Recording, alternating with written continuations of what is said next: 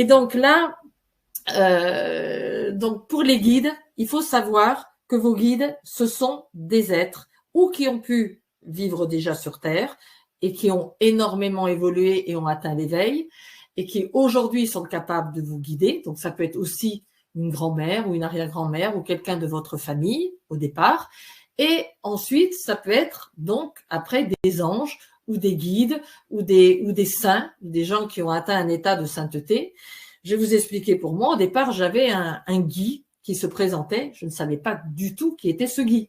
Et quand je commençais mes canalisations, il me disait « je suis guide ».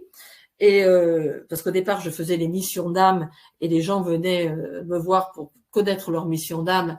Et donc, je partais en canalisation et en transe et je donnais la présentation de ce « je suis Guy ».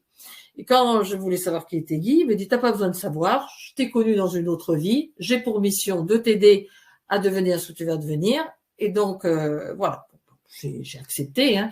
Et donc après, selon ce que vous allez faire, vos guides vont évoluer. C'est-à-dire que par la suite, donc j'ai pu avoir, quand j'ai commencé à travailler avec donc une patientèle, j'ai eu mon premier guide a été Saint Jean l'apôtre. Alors, bien sûr, vous allez voir que je suis passée avec des guides complètement différents. Après, j'ai eu Saint Jean le Baptiste. Et puis après, j'ai eu toute ma période Inde, où je suis partie voir les maîtres, j'ai accompagné des voyages initiatiques, j'ai appris beaucoup dans les ashrams, je suis partie beaucoup en Inde et j'ai eu Gandhi. Mais c'est pas moi qui ai choisi. C'est-à-dire que quand il se présentait, je sentais une autre énergie et Gandhi est devenu un autre guide. Et après, je me suis lancée, mais ça c'était quand je faisais donc des trans, que je donnais les messages, que je donnais les missions d'âme aux personnes, leur mission de vie.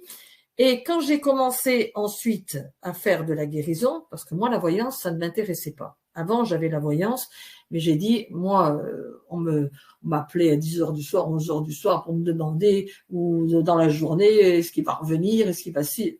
Moi, ça ne m'intéresse pas parce que l'important, c'est que la personne fasse un travail sur elle-même.